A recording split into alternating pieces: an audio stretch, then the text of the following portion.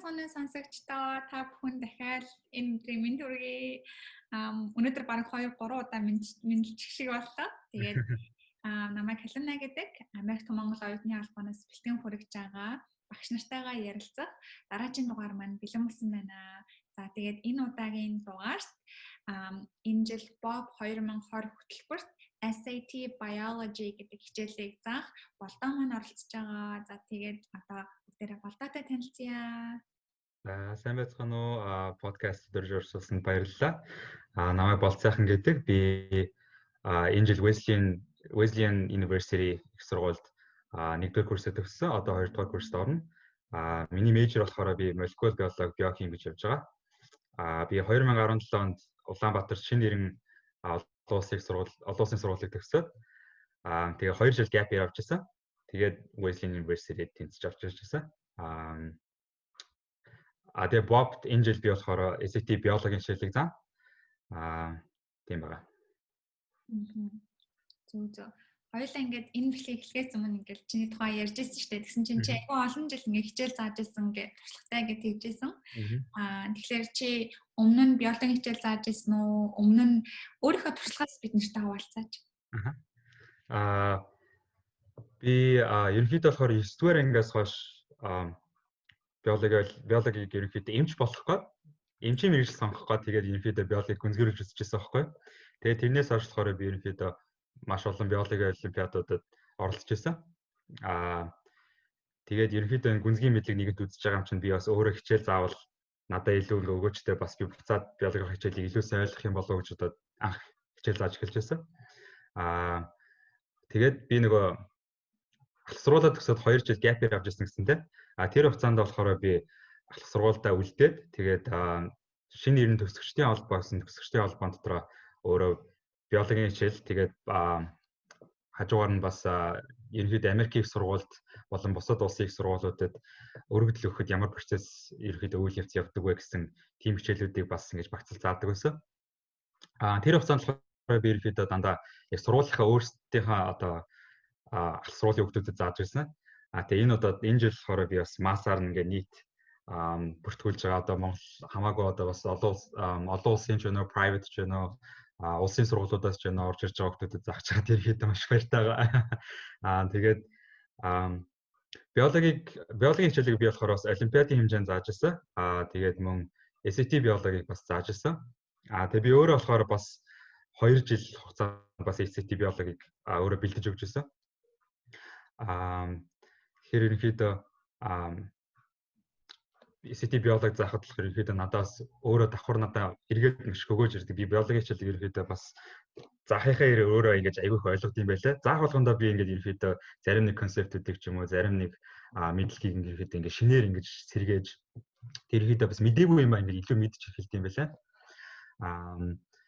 Тэгээд ерөнхий мэдлэг заахаасаа гадна болохоор би бас SAT биологийг тактик ерөнхийдөө тест өгөхөд ерөнхийдөө ямар скил тактик хэрэгтэй байдаг, уншихад ямар одоо тактик хэрэгэлдэг, асуултаа одоо хариултаа бөглөхөд ерөнхийдөө хурдан хугацаанд яаж бөглөх боломж байдаг тэр бүхнийг бас ингэж зааж багцлж заах тийм сонирхолтой байгаа.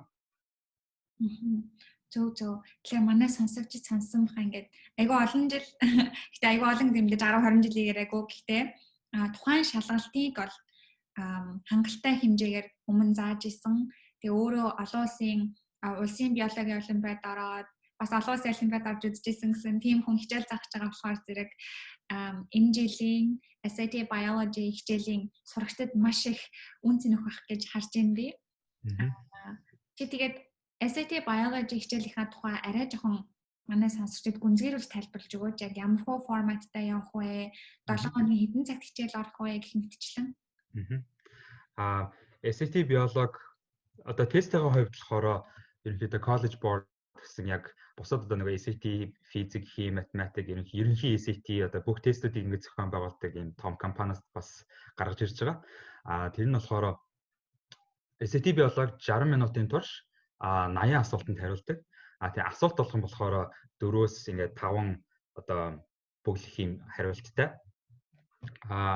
Тэгэхээр SAT биологи бусад шинжлэх ухааны хичээлүүдээс одоо яг тестийн хувьд ялгаа нь юу гэдэг вэ гэхээр унших одоо үгийн хувьд үгийн одоо тооны хэмжээнд болохоор ерөөдөө маш их байдаг.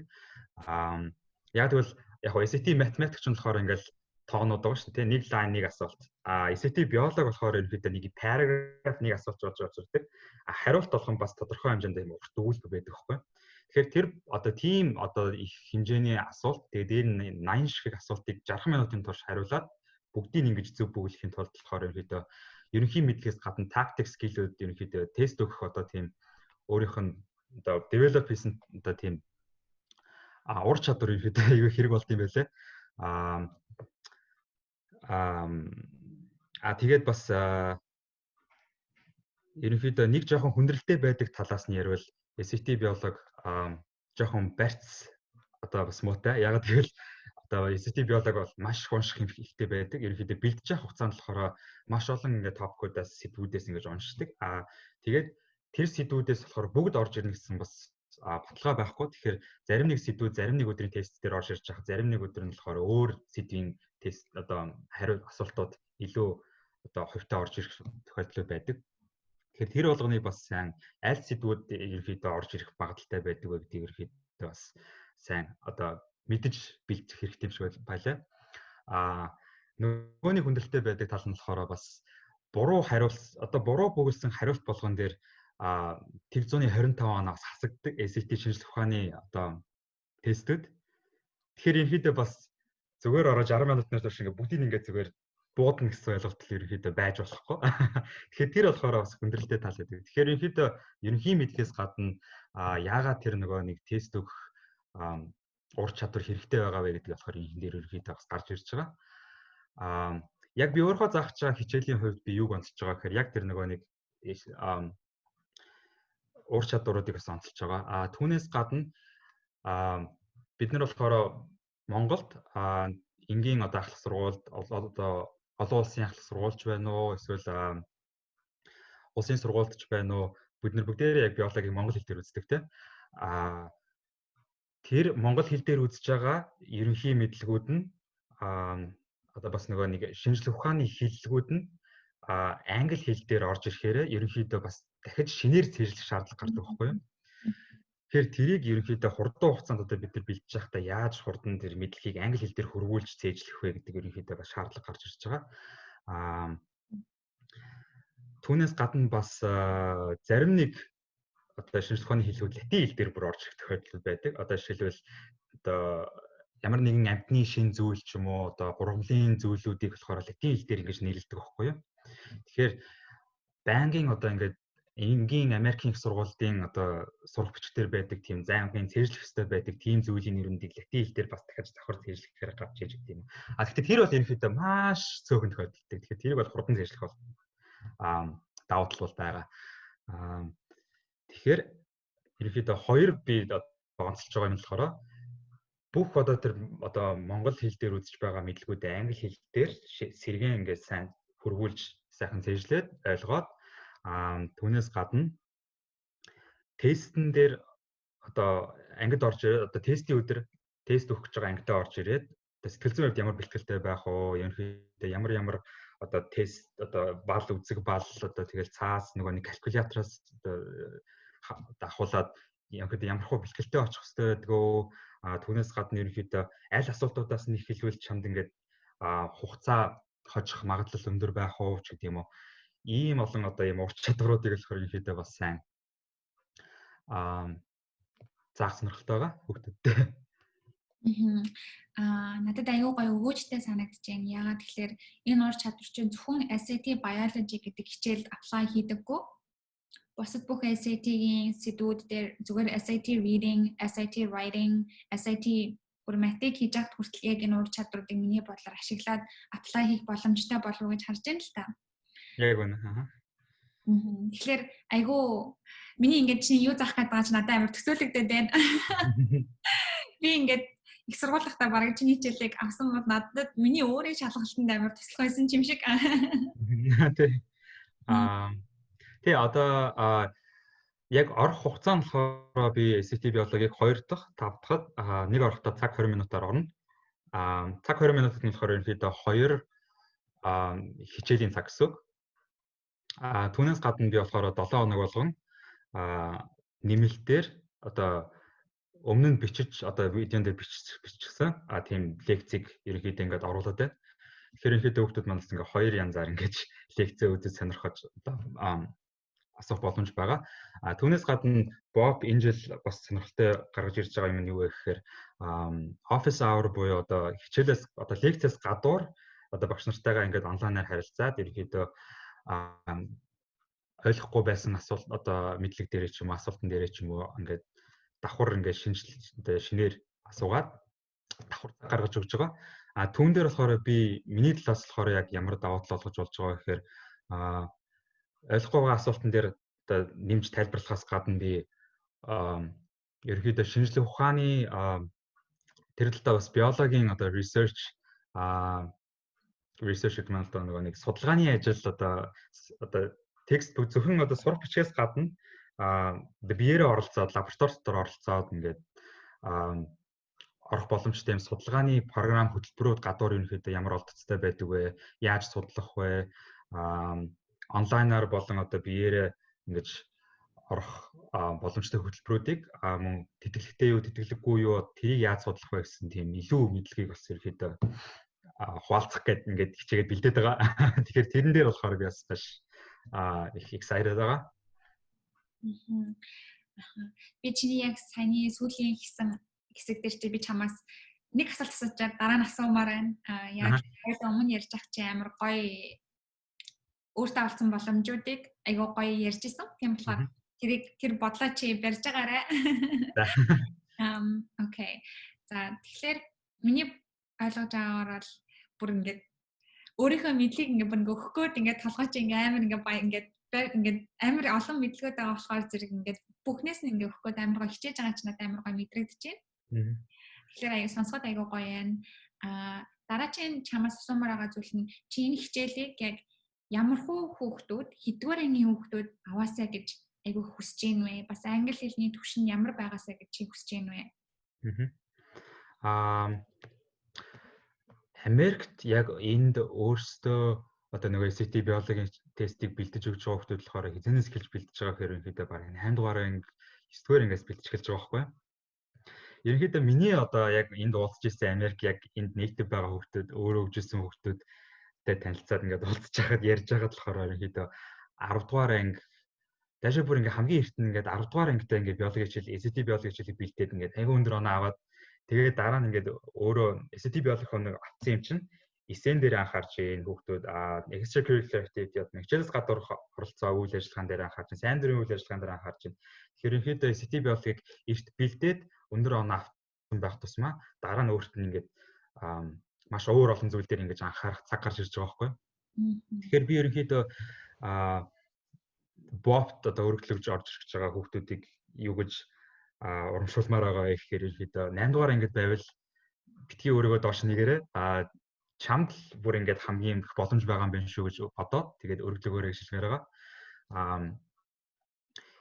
Ерөнхийдөө SAT одоо ах сургуулийн биологийн үзэж байгаа мэдлгүүд болохоор ерөнхийдөө хинт ч одоо тэгэж хүнд санагдахаар тийм амар юм overwhelming байдаггүй.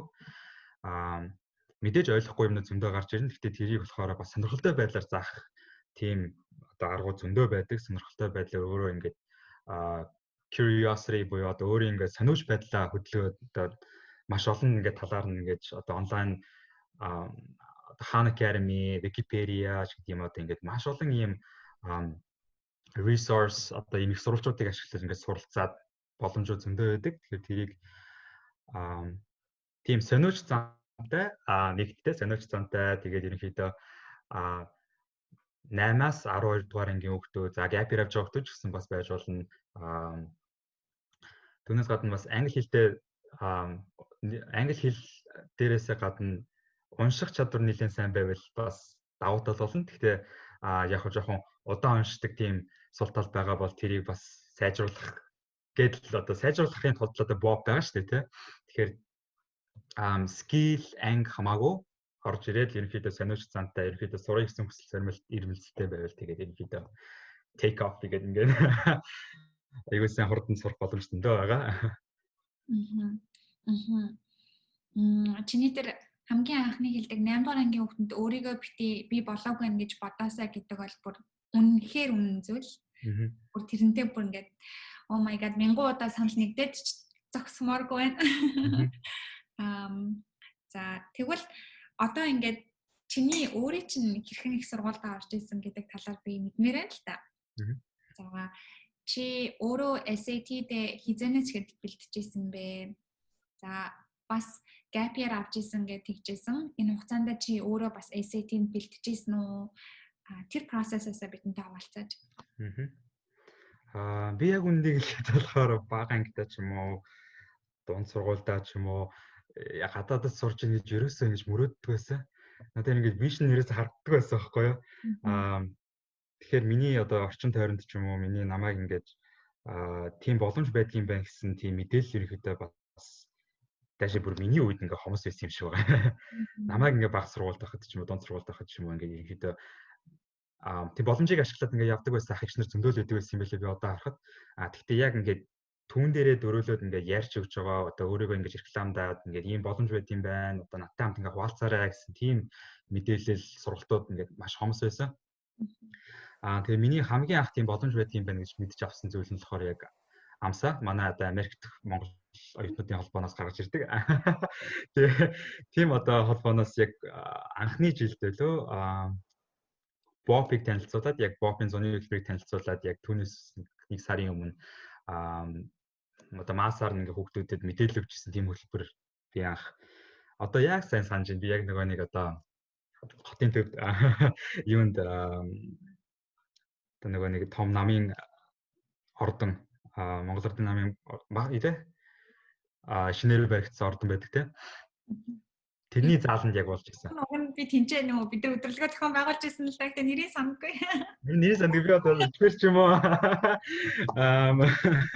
Яг тэр ордонд болж ирсэн. Тэгээд тэгэхэд би ерөнхийдөө маш олон ийм том сургуульд орж ирээд бүр ингээд daаш 2 3 жил ингээд төгсөө дараа нь бүр ингээд ажиллаад ажлын байран дээрээ гарцсан тийм ингээд туршлагаа одоо хуваалцъя гэж гарч ирж байгаа ах ичнийг хараад боломжтой байна гэдгийг ерөөдөө анхаарч байсан. Тэгээ тэр үед ч болохоор одоогийн улсын хурлын гишүүн оюун эрдэнэ тэгэл MIT тэнцсэн бас нэг оюутан байсан. Тэгэл ерөөдөө маш олон юм том сургууль Харвардыг тэнцсэн оюутнууд гарч ирж байсан. Тэгээд тэр үеэс худалдаад би яг одоо бодоход 9 дугаар анги байсан. Тэгэхээр би яг тэр үеэс худалдаад за одоо биологи дээрээ би нэгэд гүнзгийрүүл сурч байгаа юм чинь энэ мэдлэгээ ашиглаад одоо хөтөлбөр би олимпиадад орж байгаа амжилтуудаа ашиглаад ерөөдөө гадаад талд сурах юм тий. Гадаад талгаа тэр том мэдлэгийг ашиглая гэж бодож байсан. Яг өргөдөлд бэлдэж эхэлж исэн үйл явц маань болохоор бас нэлээд уртудаан хугацааны би бас ахлах сургууль төгсөөд 2 жил gap year авчихсан гэсэн хугацаанд хүртэл би бас өөрөө ингээл өргөдлийнхөө эсэг ч юм уу, оног ч юм уу сайжруулад л ерөнхийдөө ингээ баг багаар ингээ бэлдэж эхэлж байсан. Бэлдэж явж байсан. SAT биологи би яг өөрөө тестээ 2 удаа өгчиж би 769 оноо авчихсан байхгүй. Тийм. Тэг ерөнхийдөө бол өөрөө бас сайн яг миний нөгөө нэг оноо дээшилж эхэлсэн эсэ маань болохоор ерөнхийдөө миний англи хэл нь нэлээд сайн гэж сайжирч эхэлсэн яг жил нь яг тэр үйл явц ямар үйл явцд явагдчихсан бэ гэхээр ерөнхийдөө надаа ингээд ийм хүрээлэл аяга олон байсан. Яг ингээд надтай яг нэг хүсэл зоригтой одоо яг ингээд Харвардд орё, Уэзлинд орё, ерөнхийдөө Америкийн сургууль, том сургуульд орё гэдэг ингээд ерөнхийдөө яг тийм адилхан үйл явцаар явж ирсэн ингээ хүрээлэл найзууд манай ингээ зөндөө олон хүмүүс байсан. Тэгээд тийм үйл явц байхаар одоо хүмүүс байхаар яалтчгүй ингээ дагаад ингээ хөөрөөд муухайгаар хэлэхэд ингээ хөөрөөд тэгээд жоохон бэлдэж ингээ аягүй сайн бэлдэж эхэлт юм шиг байгаа. Тэгээд ментород бас маш их тусалж ирсэн. Надаа бас ахлах сургуульд байхад зайлшгүй бас ингээ 2-3 ментортой байж ирсэн. Надад ерөнхийдөө би зөв үйл явцыг авч зөв ингээ скил ур чадвар дээр ерөнхийдөө нэлээд сайн ажиллаж тэгээд одоо туршлагаасаа хуваалцаад намайг ингээд зөвлөж чиглүүлж ирсэн тийм багш нар бас ерөнхийдөө хэрэгтэй юм байлаа. Тэр менторууд гэдэг нь болохоор ерөнхийдөө хинж байж болно. Чамаас зүгээр нэг насаар ах ч гэсэн илүү ингээд ур чадвараа сайжруул одоо эртнээс ингээд эхэлчихсэн тийм найзууд ч болохоор чамд ментор болж орж ирдэг байхгүй. Манай ангиж гэсэн ерөөхдөө надаас нэгээр авчихсан зүгээр надаас арай илүү олон жил ингээд эрт эхэлчихсэн хүмүүс болохоор надад бүр маш их юм тусламж болж орж ирж байсан. Тэгэхээр бовт байгаа бүх багш нарыгаа Бобч гэлтгээр ерөнхийдөө хүрээлэлээ ерөнхийдөө тийм менторуудаар хүрээлүүлвэл бас илүү сайн одоо мэдлэг ур чадвар дэвшилт юм шиг байгаа. Тийм. Зөв. Тэгээд чи бас ингээд энэ gap year авч явах хугацаанд айгүй олон хугацаанд чи програмуудад хамрагдчихсэн юм байлээ тий. Судалгааны ажил хийх боломжгүй байсан учраас би аль болох өөрийнхөө extracurricular activity-г biology талдаа илүү ингээд шилжүүлмээр ингээд чи тэр талаараа ярилцаач. Тий. Яг нь надаа ингээд зүгээр би resume-гээ ингээд CV-гээ ингээд бичээд явж байгаад болохоор ширээний теннис тоглолдог, за дуулдаг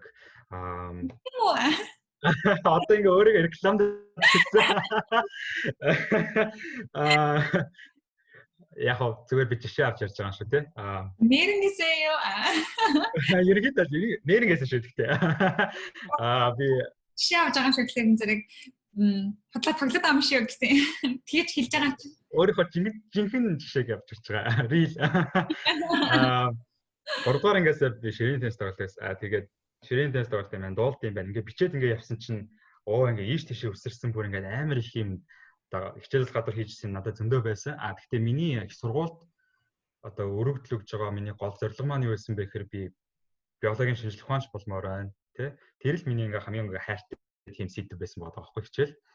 Тэгэхээр тэр тал дээрээ би хичээлээс гадуур юу хийжсэн бэ гэсэн чинь надад би байхгүй юу ч байхгүйсэн.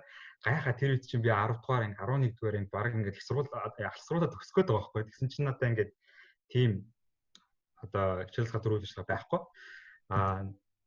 Тэгээ Монголд болохоор ерөнхийдөө бас тэр хэцүү тал нь ерөнхийдөө тэрэн дээр гарч ирдэг. Яг гэвэл шинжилгээ ухаан дээр лаборатори ерөнхийдөө зүгээр энгийн улсын сургууль ерөнхийдөө энгийн начиг зүгээр ингээд биологи төвчтэй амжилтлаа ингээд зүгээр лабораторид ороод өөрийн гэсэн судалгаа хийхээр олдоц хүмүүс байдаг шүү дээ тийм.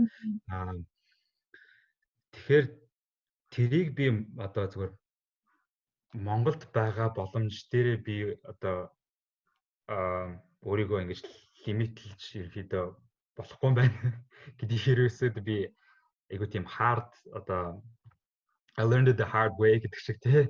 Ерөөдөө тийм агаас одоо ойлгосон. Тэгээд би нэлээд хожуу тэгээд бүр алх сургууль төгссөн. 2 жил gap year авч байхдаа би онлайнаар бүр ингээ маш одоо удаан хугацааны турш ингэж бүр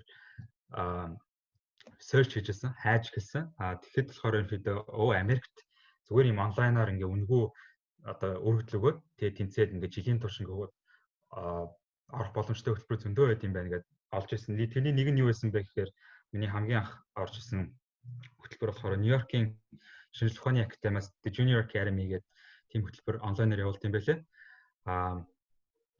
Тэр нь болохоор ингээд дэлхийн ингээ бүх улс орнуудад интернет байгаа бол тухайн хүүхэд ерөнхийдөө интернетээр өргөдлөө явуулаад тэгээд тэнцэн тохиолдолд болохоор STEM буюу шинжилгээ ухаан технологи, инженерийн чиглэлд ерөнхийдөө багт одоо хүүхдүүдтэй нэг багт ороод олон улсын хүүхдүүдтэй нэг багт орж байгаа шүү дээ, тийм. Нэг багт ороод тэгээд өөрийн гэсэн одоо энэ project-ийг онлайнаар ингээд зохион байгуулад бичээд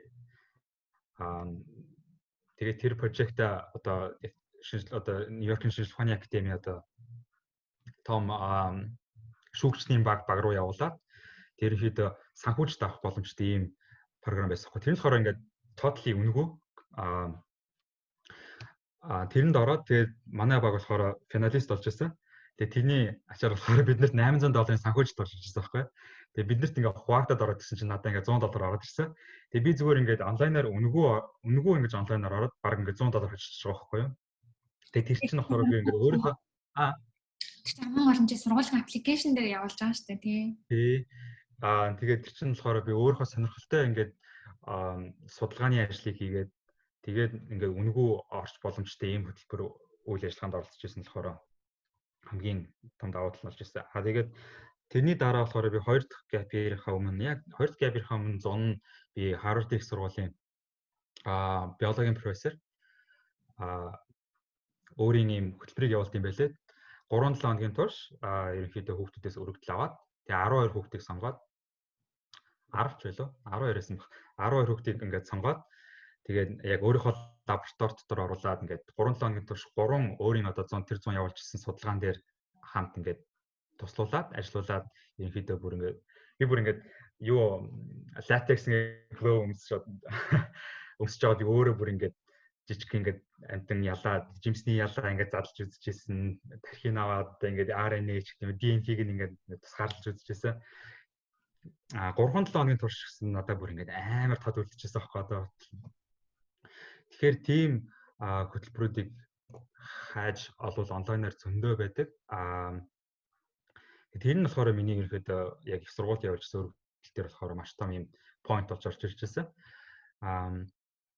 Ер нь одоо бодоод хаа би бол тэрийг л ерөөхдөө бас давхар SAT биологийнхаа тестээс гадна хүүхдүүдэд хуваалцаж түгээж одоо яаж тийм хөтөлбөрүүдийг хайж олох уу гэдэг аргаас л ерөөхдөө хуваалцах гэдэг. Тэгээд миний бас нэг ойлгосон юм нь юу байсан бэ гэхээр би энд The Privileged Poor гэдэг ном уншиж байгаа. Подкастер сонсож байгаа хүмүүс болохоор The Privileged Poor гэдэг энэ юуны тухай ном бэ гэхээр ерөнхийдөө зохиолч нь их сургуульд одоо Америкийн том их сургуульд орж иж байгаа хүмүүсийг ерөнхийдөө ингээ 3 өөрийнхөө байдлаар өөрийнхөө одоо хувьяаслахаар ингээ 3 категорид хувааж байгаа байхгүй. Нэгт нь юу вэ гэхээр нэлээд бас нэг юм чинэлийг гэр бүлээс орж ирж байгаа хүмүүс.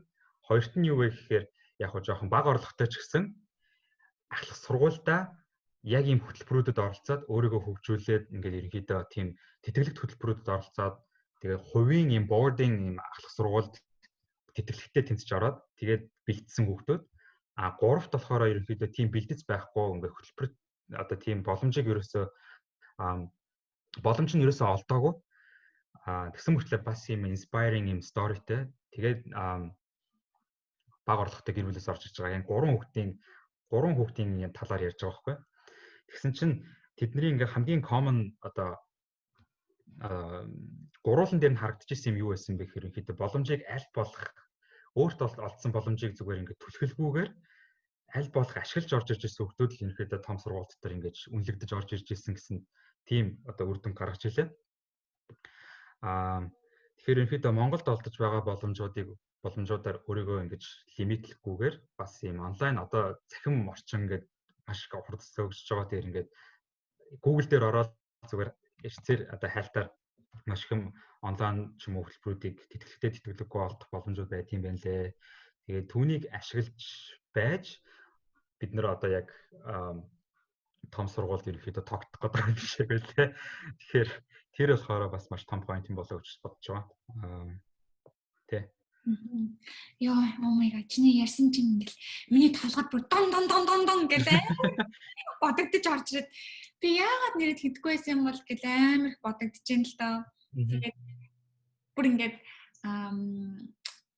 чиний чамайг ингээд айгүйх чамд ингээд сурагчтай айгүй их үн цэнийг өгөх гэдэг би ингээд амар мэдрээд байгаа болохоор бүр ингээд манай болдын хичээлд хүүхдүүд ороорой гэдэг ингээд Монгол даяар ингээд хашгирчмаар санагдаад байна.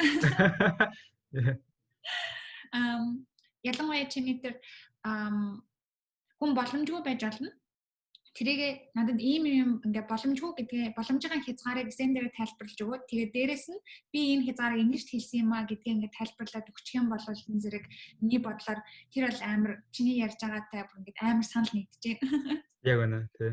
Боломжийг хязгаарлаж ерөөсөө болохгүй зөндөө байгааг нь ашиглах хэрэгтэй гэсэн л тийм point байгаа юм байна. Зөв.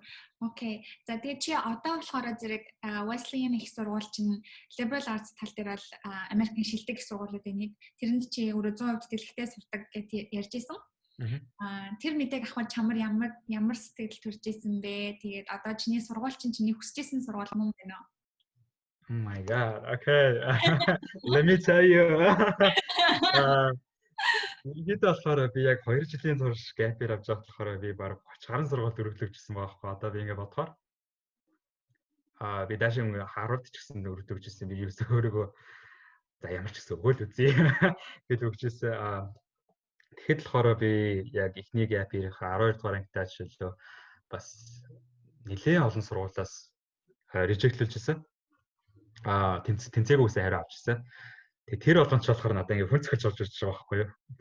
Тэнцээгүйгээл ингээл летрэ гаргаж ирэл имэйл авахаар гаргаж ирэнгүү тэнцээгүү I'm sorry to inform you that I cannot offer you гэж ороод ирэнгүү тэгэл жоохон ментали жоохон унах одоо суултал байдаг юм байлээ. Тэгээд 2 жил gap-ээр аваад тэгээд яг Wesley-наас хариу юу авч исэн өглөө би амар тоцсон жиг байхгүй. Аавч хариулахаар айгүй өглөө эрт ерөнхийдөө ингээд ажил руугаа явчихдаг. 7-8 цаг гэхэд ерөнхийдөө гараа авчдаг байхгүй. Тэгээд би тэр үед чинь яг 10 цаг хүртэл унтчихсан. Ерөнхийдөө би нөгөө амарч исэн gap-ийн үед чинь би болохоор бас нэлээд цагтай байсан болохоор ерөнхийдөө амраа. Тэгээд 10 цаг хүртэл унтчихсан. Ерөнхийдөө амар сансан. Тэгэл 3 сарын 25-нд 3 сарын 25 байсан баг. Одоо бодгож яг өнгөрсөн жилийн 3 сар юм байна шүү дээ. Тэгэхээр ерөнхийдөө бас яг л өнгөрсөн жил тийм байна. Тэгэхээр 3 сарын 25-нд яг шүн маань миний хариу гарцсан. Одоо Америкийн үдж болохоор өдөр гэсэн үг шүү дээ. Тэгэхэд миний хувьд болохоор шүн байсан. Би тэг өглөөнөөс ирээд имэйл авахад тэг батсан чинь би ерөөсөө ингээ бүр сэтгэлээр жоохон унтсан. Тэгээ тэрнээс өмнө би бүр ингээ 10 гаруй баг ингээ тэнцээгөө эсвэл ингээ wait list-д орлоо гэсэн ингээ хариу авсараа би бүр ингээ дасцсан байсан байхгүй. Тэгээд нөгөө сургуулиуд чинь нөгөө нэг порталтай байдаг шүү дээ тий. Онлайн өөр гэсэн порталтай вебсайт руу ингээ пассворд бичиж ингээ хариугаа авдаг. Амар тавтай. Тий айгүй хэцүү. Йоо. Би тэгээд бүр яа за гэж ингээ шүдэ угаангаа би ингээд пассвортаа нэг гараараа биччихсэн байхгүй. Би тэрийг бол амар сайн сандаг ингээд зүгээр 0 дотор ингээд шүдэ угаангаа нэг гараараа пассвортаа бичээл. За ингээд wait list дэсэн ч хамаагүй гэж би ингээд тэгсэн чинь ингээд би яг ингээд тэр үед болохоор бас тэр летрүүдийг захиануудыг голоос нь уншдаг байсан. Яг тэр гол дотор нь болохоор бүр ингээд cannot offer you гэсэн үг байдагаас байхгүй юу. Би ингээд эхнээс нь уншиж ингээд сэтгэлээ онгаж хахаар голоос нь зүгээр ингээд гол өгүүлбэрийг уншчихъя гэж тэгсэн чинь гол өгүүлбэрийг уншсан чинь тийм юм байхгүй. Би тэгэл хөө яач ин гээл дээш нь гэсэн чинь congratulations гэж гарч ирсэн. Би тэгэл амар баяртай. Тэгэл бүр ингээд летрийг ингээд доош нь уншижсэн чинь яг тэтгэлийн 100% гэдэг тэтгэлгийнх нь хэмжээг нь бичсэн. Тэгээд ээж рүүгээ хамгийн анх залгаад тэгэл тэгэл манай ээж амар баяртай баяргий гэж тэгэл биччихсэн. Тэгэхээр бүр ингээд надад амар гоё ингээ гоё өдөр ингээд чи ингээд тэрнээс хойш ингээд байнга амар баяр баясгалантай ингээд амьдрал ямар гоё юм бэ гэж явж исэн баг тий. Яг тий. Бэнгийн нэвсэглэлтэй тэгээд өөрөө. Тэгээд 2 жил ингээд айгүй хичээж агаад чинь high school-д төгссөний дараа айгүй хичээж агаад тэгээд хүссэн мэдээг авсныг сонсоод айгүй гоё юм. Баярлалаа. Юмнаас амар баяртай. Тэгээд одоо чи сургуультай амар хичээж авах гэж бодож байна. Яг л тэгэж хичээж авсан зүйлийг айгүй тийм айгүй үнэлдэг байх гэж бодож байна. Яг тий. Би нэгдүгээр курстай болохоор сая яг миний амьдарч байсан нэг stay хийсэн дорм маань болохоор оюутны байр нь social justice ерөнхийдөө нийгмийн одоо идэвхтэй гэсэн хүүхдүүдийн ерөнхийдөө тийм нэртэй дорм баггүй юу гэсэн нийгмийн идэвхтэй хүүхдүүдийн дорм гэх. Тэгээ тийм дормд амьдарч байсан. Тэгэхэд ерөнхийдөө миний хүрээлэл яг надтай хамт амьдарч байсан манай өрөөний хүүхдч байсан. Тэгээд хүүхдүүд бүгдээрээ бас яг бас нэг жоохон тийм санхүүгийн хувьд ч юм уу боломжгүй тэгээд ерөнхийдөө бас тэтгэлэг аваад ороод ирсэн хүүхдүүд зөндөө байсан. Тэгээ тэр хүүхдүүд болохоор бүр амар ингэж хичээдэг, маш их ингэж ерөнхийдөө хичээдэг. Хичээлээ бүр маш хичээд одоо хичээж хийдэг ерөнхийдөө айгүй тийм хийж байгаа юм дээр ирсэн бүр ингэ сэтгэлээрээ орж хийдэг. Тэгээ нэгээ бас ингээд сэтгэлийн дэмээр ингэж айгүй их ингэж дэмждэг. Бусадтай бас ингэж ийгэлтгэнээр харьцдаг. Тийм олон өндөр хүүхдүүдтэй нэг хичээл ингэж амьдэрсэн. Тэгэхэд ирэхэд айгүй гой санагдсан. Тэгэхэд ерөнхийдөө тэгж олцсон юмны үнц нь бол бас яг л харагддаг юм байлаа. Тэгээ юу ч гэсэн тэгээд эхний жилиг юу ч гэсэн survive хийсэн. Ерөнхийдөө бас хэцүү байсан. Нэмсэн үү? Freshman 15 нэмсэн үү? Нэмсэн. Миний бүр ингээ freshman 15 бас ингээ үс мүс ургаад яг карантинд орсон чинь ингээд үс ургаад ингээ үс чинь бүгд хаагдцсан. Гэхдээ зүгээр бас ингээ miraculously зүгээр ингээл аз жаргалтай байж байгаад амар гоё дүн аваад ингээ төгссөн юм бод ерөөсөө байхгүй лсэн л та бас яг тийм ингээд үйл явц яг өргөдлийн үйл явц бас нэг тусгай ингээд өөрийн гэсэн нэг юм хүндрэлтэй байдаг тий. Тэгээ орж ирчээ тэнцэж орж ирчээ дараа нь бас ингээд whole new chapter of ингээ хүндрэлүүд гарч ирдэг юм байлээ. Тэгэхээр би тэр талаараа бас өөрийнхөө сурагчтай хуваалцахтай бас бэлэн байгаа. Ерөнхийдөө маш олон гоё хөгжилтэй төвхөө зөндөө байгаа. Тэрнтэй бас хуваалцж болно. Тий. Ойлаа бүр ингээл яриалах юм бол яриалах юм байна. Чи өөрч гоё ярьдیں۔ Тэгээд бүр ингээл сонсоол гэдэг юм байна. Харамсалтай нь энэ дугаар ингээд хитрхи урт болчих юм бол жоохон хэцүү ах гэж бодож байна. Тэгээд чи айгүй гоё төвийг бид нартай хуваалцлаа. Надад бол амар inspiring байна. Тэгээд чиний ирээдүйн амар гоё гэрэлтэй харагдаж байна. Хүн ингээд өөрөө хичээж байгаа цагт ингээд боломжуудыг хэрхэн нээж өөртөө олгож чадах вэ гэдгийг чи өөр ингээд биеэрээ харуулж байгаа болохоор баярлалаа. Тэгээд манай сонсогчид ч гэсэн чамаас маш их зүйлийг сурсан байх гэж бодож байна. Төгссөн би хүртэл амар их зүйлийг сурж байна. Тэгээд цаг гаргаад надтай ярьсан чамд маш их баярлалаа гэж хэлмээр байна. Үнэхээр гоё ярилцлага боллоо. Тэгээд маш баярлалаа. Баярлалаа. Няжлыг авсан халуунадаа бас баярлалаа. За тэгвэл энэ дугаараа ингээд өндөрлөе. Би чагараа энэ дугаараа өндөрлөхөөс өмнө би чамаас ингээд сүүлчийн хэлэх юм байна уу гэж асуумаар байна.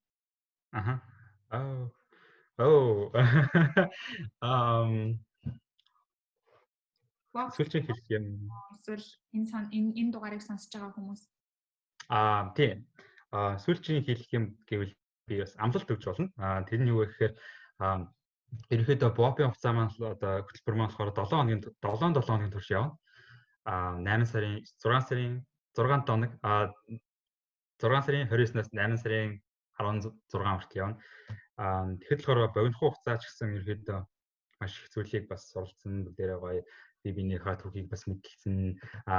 Тэр маань болохоор ингээ Бобын хугацаанд ерөнхийдөө ингээ дуусаад ингээ ерөнхийдөө бид бибинийг ингээ танихгүй хөтөж үлдэхгүй.